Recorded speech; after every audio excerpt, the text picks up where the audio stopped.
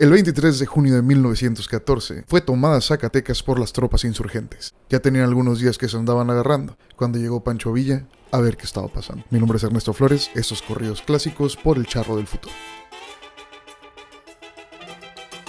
Este corrido fue creado durante la época del Porfiriato, que fue un suceso real que inspiró a muchos trovadores a componer muchos corridos. Corridos que ahora nos recuerdan los problemas de la época. Muchos de estos trovadores llegaban a ser jornaleros o peones en las haciendas. Desde que los reinos de Europa empezaron a colonizar América, comenzaron a cobrar impuestos de distintas maneras. En el norte, le cobraban impuestos directamente a los ciudadanos con derecho a votar. En el centro, se le cobraba impuestos a los dueños de los plantíos e impuestos de propiedad por sus esclavos. Pero en el sur, donde prevalecían los reinos de España y Portugal, se manejaba de la siguiente manera. Si un territorio nuevo era conquistado, se le otorgaba una gubernatura, en la que alguien relacionado con quien conquistó dicha área se estableciera y trajera consigo a cuanto pariente se le antojase. A estos parientes o amigos se les otorga un número significante de tierras para que las trabajen y puedan comenzar a pagar impuestos a sus respectivos reinos. Solo que las tierras que están obteniendo no están libres de habitantes locales, sino todo lo contrario. Estos llevan ahí algunos siglos y hablan un idioma completamente diferente. De modo que estos parientes o amigos comienzan a poner a trabajar a estos habitantes. Les dan un lugarcito asignado en donde vivir, como parte del trato, en algún lugar de su hacienda.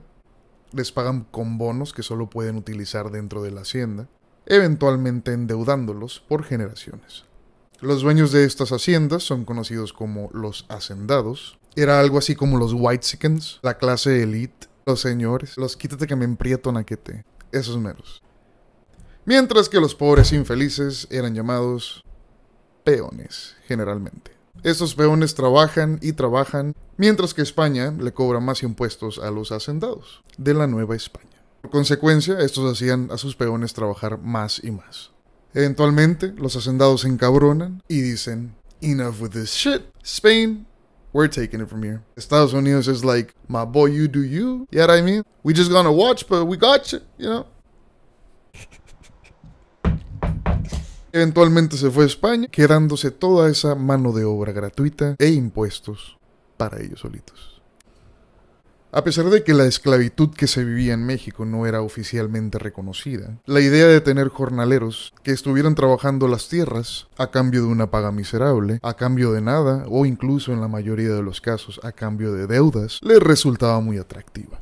Por lo cual, a pesar de ser un país libre, estaba lleno de gente sin libertad. Los asentados continuaron teniendo una participación política mayoritaria, manipulando las elecciones y ayudando a mantener en el poder a quien mirara por sus intereses. Hasta que un día le llovieron los madrazos al gobierno, cuando hubo 3 levantamientos simultáneos por parte de gente que ya estaba hasta la madre. Por un lado estaban los hacendados, que no formaban parte de la élite y que ya no querían seguirle pagando impuestos a un presidente que llevaba más de 30 años sentado en la silla presidencial. Por el sur estaban los zapatistas, quienes contaban con el documento de las tierras que se le había dado a sus ancestros, y contaban con los documentos oficiales. Y por el norte, un hombre muy valiente que quería ser presidente, que a pesar de ser bandido, lo seguía mucha gente. Hablo de Pancho Villa, a quien le escribieron un sinfín de corridos, y entre esos corridos, la toma de Zacatecas. Fue en este momento decisivo en el que se terminara por completo el régimen de Porfirio Díaz, ya que a pesar de que no estaba de presidente y no seguía en el país, sus beneficiarios, quienes lo ayudaban a correrlo, conocidos como los científicos, intentaban salvar sus intereses a toda costa, por lo cual colaboraron con el embajador Henry Lay Wilson. Entre estos personajes, el autor intelectual Victoriano Huerta, quien había sido elegido como presidente interino por la administración presidencial de William Howard Taft, al renunciar Porfirio Díaz a la presidencia. El general Huerta, nacido el 23 de marzo de 1854, a tan solo 6 años de haber iniciado el Porfiriato, una de las dictaduras más brutales de América, quien al crecer se convirtiera en uno de los generales más prominentes del Porfiriato, y a través de su existencia se ganó la vida avanzando en su carrera militar, destruyendo tribus indígenas, suprimiendo muchas revueltas y deteniendo movimientos revolucionarios prematuros que estuvieran en contra del régimen. Fue en Zacatecas, en ese momento en la historia, donde quedaron derrotadas las fuerzas huertistas. Victoriano fue uno de los generales porfiristas más ambiciosos. Él anhelaba ser presidente. Al levantarse el pueblo en contra del dictador, este no tuvo otro remedio más que exiliarse en París, una de las ciudades más avanzadas de la época, y donde pudo disfrutar de los acordeones y sus polcas, que tanto le gustaban. Y Victoriano fue el oficial a cargo de llevarlo, lo cual le dio alrededor de 2 semanas para planear su golpe de estado, un evento que llevó a cabo con la ayuda del embajador Henry Lane Wilson, individuo que manipuló a su antojo, a quien estuviera dispuesto a defender los intereses de sus compatriotas americanos, ya que de acuerdo con el presidente Taft, en una carta que le envía a su esposa, después de haber visitado al presidente Porfirio Díaz en El Paso, Texas, que en la época fue algo así como cuando Trump se fue a dar la manita con Kim Jong-un. En este golpe de estado, el ejército huertista, mejor conocido como los Colorados o como los Pelones, ya que se rapaban para parecerse a su general, tomaron con fuerza brutal, un 9 de febrero, la Ciudad de México, convirtiéndose en una zona de guerra, después de encarcelar y asesinar al presidente Francisco Madero y al vicepresidente José María Pino Suárez. Se autonombró el presidente de México, con un mínimo nivel de aprobación por parte del pueblo.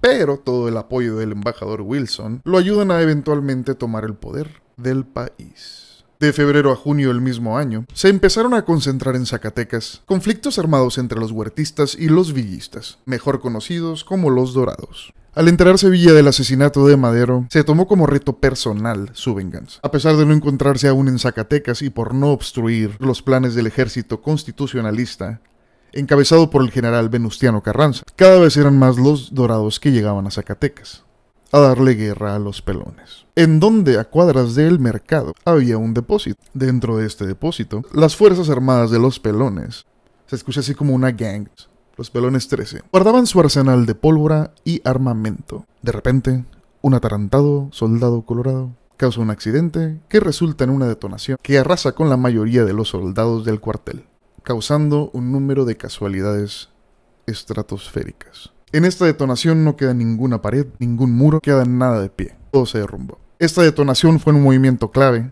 que le costó todo al ejército huertista y le regaló la victoria a Pancho Villa, que solo tenía algunos días de haber llegado a Zacatecas a ver qué estaba pasando. Paso a cantarles mi versión de la toma de Zacatecas, espero les guste. No olviden suscribirse al canal de El Charro del Futuro y también darle un dedito arriba al video.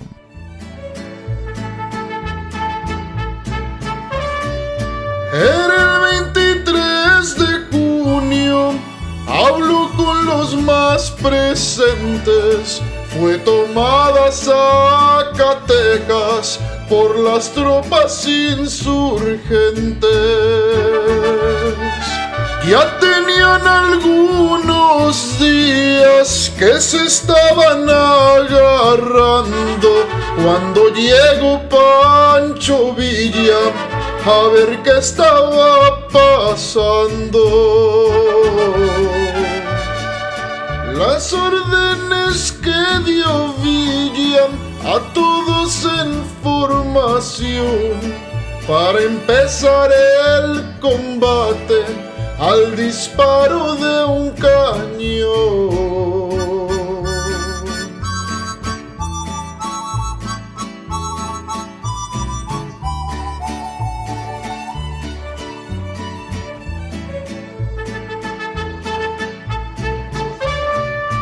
Al disparo de un cañón, como lo tenían de acuerdo, empezó duro el combate, lado derecho e izquierdo.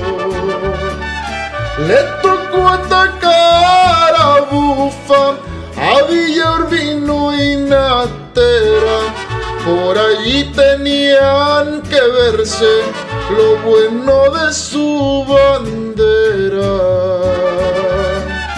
Las calles de Zacatecas de muertos entapizadas, lo mismo estaban los cerros por el fuego de Granada.